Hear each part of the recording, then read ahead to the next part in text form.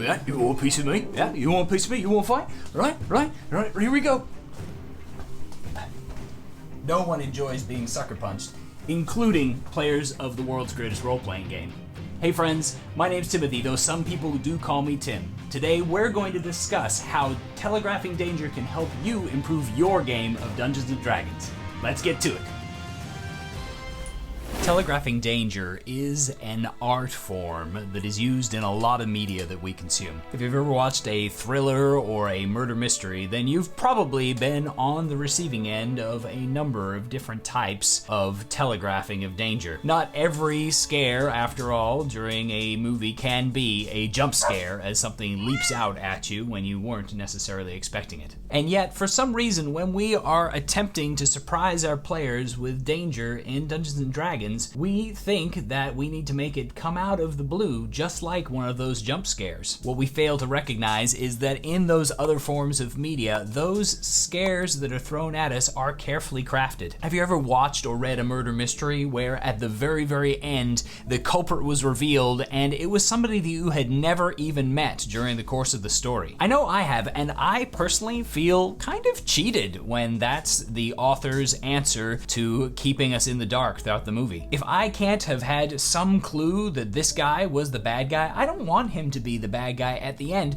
because it just spoils the fun of it. I've spent the entire movie trying to guess who the bad guy is, and all of a sudden it turns out that it's somebody who wasn't even on my radar. In fact, it wasn't even somebody I had a chance to figure out. The reason that that feels so disappointing for me as a viewer or a reader is because of the lack of telegraphing. Despite all that, as Dungeon Masters, we seem to fall into the trap on a regular basis of thinking that hiding information creates tension, when in fact it is the hint of information that creates tension. So today we're going to discuss a few easy ways to telegraph danger at your table so that you can empower your players and enhance their gaming experience. Players find empowerment through telegraphing when they are given hints at information to allow them to make more informed decisions. After all, the only way that our players can make choices between two options is to have information regarding those options that sets them apart. If you tell your players that they come to a fork in the road and they can choose to go left or go right, but they don't have any idea where either of those paths lead, then they have absolutely no choice to truly make. They may as well just flip a coin and choose based on random luck. The impact and satisfaction of informed decision making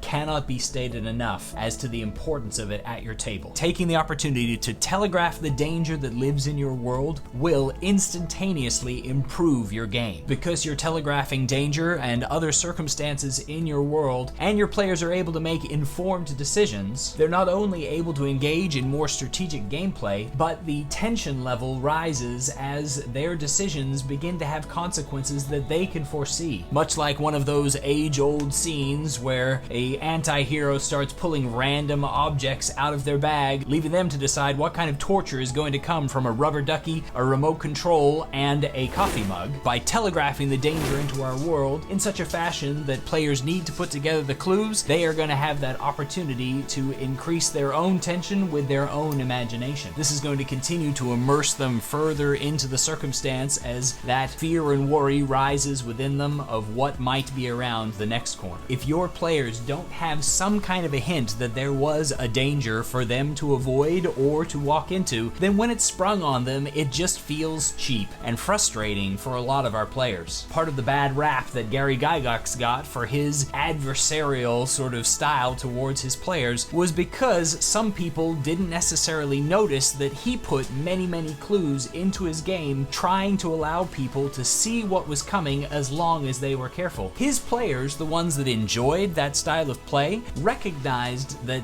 their decisions, their efforts to find out the information could yield fruit, and as they intuited what that fruit meant, they could avoid, without even rolling dice, the dangers that awaited them. When I recently ran the Tomb of Horrors for a group of level 20 adventurers with only a few minor tweaks to the encounters that were within that republished monster, I found great success in reminding these players this is a Gygaxian dungeon. Your specific choices are going to have specific consequences here. We're no longer going to be looking for a simple, I would like to search it please, but I'll be asking you for more detailed information. As we got down into those details, and I was able to feed small pieces of information that could hint towards the dangers that were ahead. My players immersed themselves fully in the dread of the dungeon. They worried about every step that they took forward, and they searched diligently. They emerged victorious with only one slip-up on their way out from the dungeon that just left them running around nude for a little bit. It wasn't that I was out to get them and that I wanted them to fail to find the danger that was there, nor was it that I wanted them to overcome everything and spoil my dungeon by not allowing any kind of natural consequences. No, what I wanted was for them to immerse themselves and for those little teasing hints to drive them to take action that was in line with their characters. Every time they found a trap and overcame it through their ingenuity, they were thrilled. Every time something turned a little bit wrong and they caught the tail end of consequence, they looked back, saw what they had missed, and groaned aloud at their lack of understanding. If I had not telegraphed any of this danger, that dungeon would have been the nightmare killer frustration that it has a reputation for being. But with telegraphing, it becomes a choreographed dance of back and forth between player and dungeon master, and a tense and gripping thrill ride. So here are a handful of simple things that you can do to telegraph danger within your own encounters. First, when it comes to non-player characters, feel free to have the occasional slip of the tongue. Get close to the truth on something that maybe you're trying to obfuscate. Stutter purposefully, or otherwise give some kind of a verbal cue that there might be something hidden here that might be worth looking into. We often rely upon insight checks to give us clues,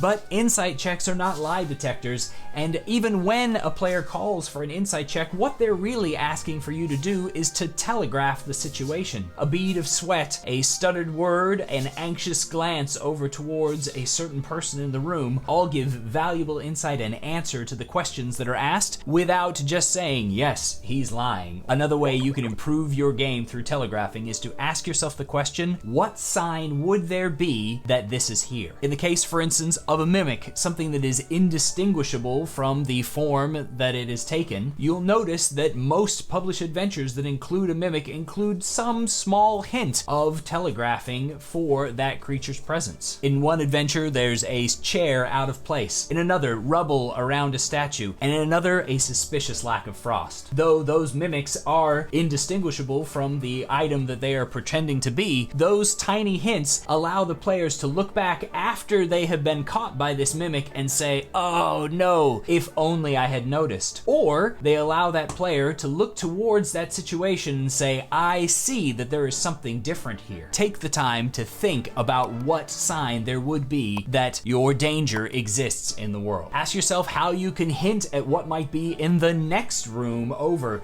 down the corridor, or around the bend. Don't just hint at what is, but hint at what is to come so that players can begin to think about it and can look back on that narration.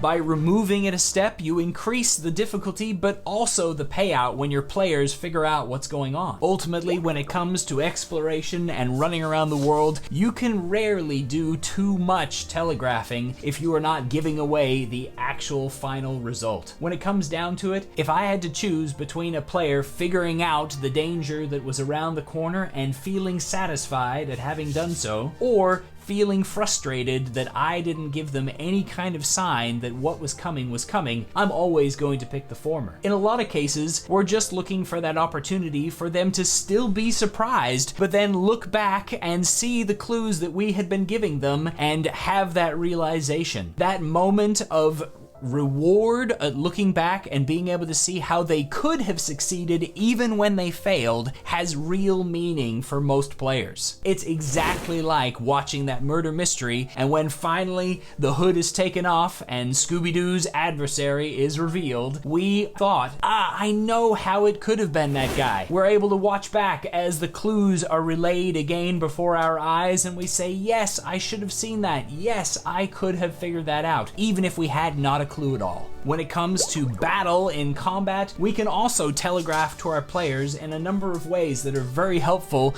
to improving the quality of our games. One super easy hack that I've used at my table is to move my recharge rolls to the end of my turns instead of the beginning. When the dragon breathes out its massive fire attack and burns over the area, it takes a deep breath in. I roll a dice, and if they are successful, their heart flame bursts within them again, and the glow through their scales tells the adventurer that another gout of flame is soon to come their way. By telegraphing that danger to my players, they know that they don't want to clump up, and they can scatter away, they can use other means of avoiding the dragon's breath. Similarly, when we're transitioning from one character's turn to another character's turn, and we know that there's a monster coming up, and we know what it's going to be doing, we can telegraph that by describing the beginnings of the wild swing towards the cleric or the wizard. We can talk about the beginning of a charge in the distance of the mounted swordsman that's coming towards the group. By giving those little bits of flavor and information on those transition points, we arm our characters to not only react to what has happened before, but to what they perceive as soon being able to happen in the game. If you have any tips for quick ways to add further telegraphing into your game,